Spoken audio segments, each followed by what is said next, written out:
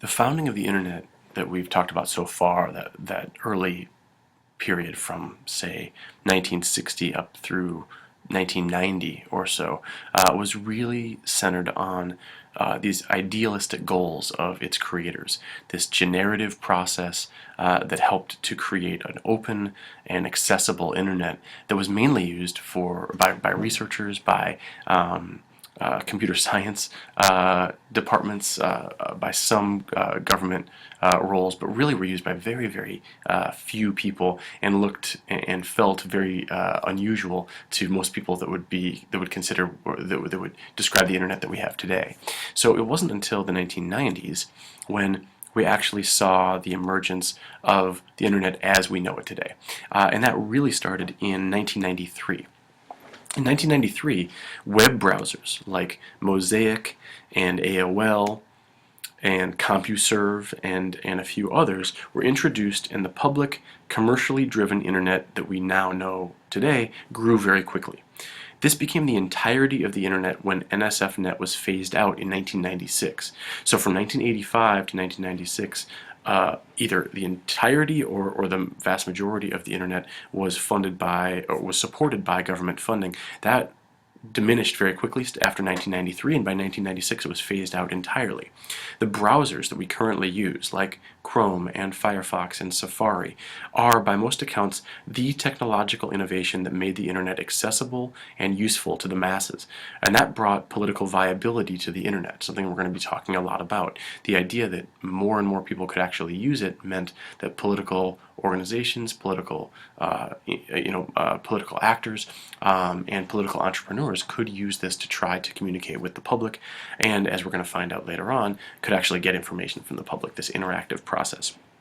During the early 1990s, a group, including former Vice President Al Gore, proposed a national research and education network that would focus primarily on making networked computing a tool for education, scientific progress, and community empowerment.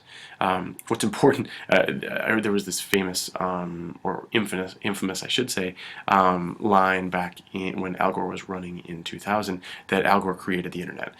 He didn't create the internet. Nobody who actually knows what's going on would agree to that. Even Al Gore wouldn't agree to that.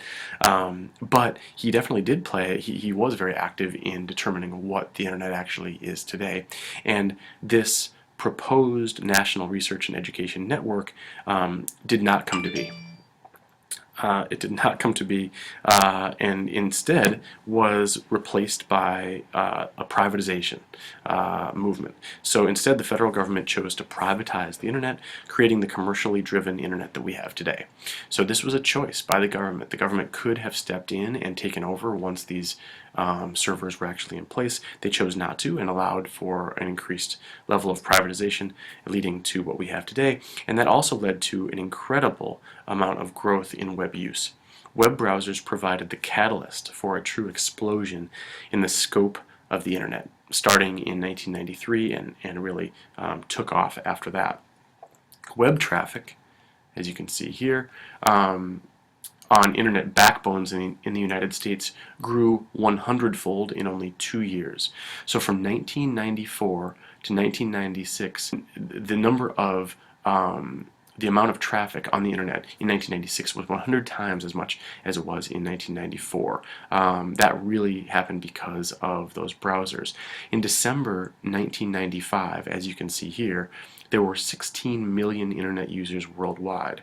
That grew to 361 million by the end of 2000, over 1.5 billion in 2008, and nearly, or by most accounts, topping 2 billion today.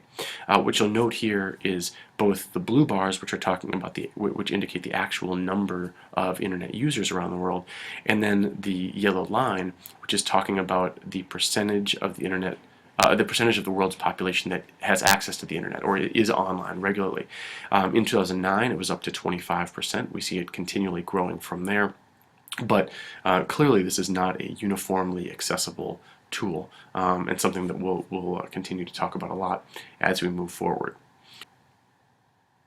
This chart is a different way to look at that same issue, where you have the clear difference, and this is a visualization of what could be called the digital divide, the difference between the developed world, which is today most people in the developed world have access to the internet when compared to those people in the developing world, which clearly has a long way to go in that area.